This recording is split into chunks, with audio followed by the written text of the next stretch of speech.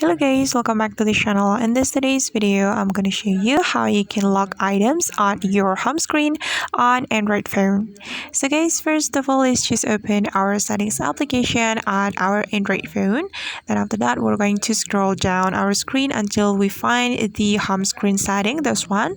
Tap on the home screen setting. Then if you want to lock your home screen layout to prevent some items on the home screen from being removed or positioned, you can tap on this toggle button to activate this lock home screen layout. Then now let's just go to the home screen and I'm going to remove it. Okay, as you can see that home screen layout is locked, so we cannot remove or reposition these items. Alright guys, and that's how we can lock our home screen layout on Android phone. I hope this tutorial will be useful for you. Thank you so much for watching. If you found this tutorial useful, don't forget to hit the like button, leave your comments, and also subscribe to this channel. See you on the next video.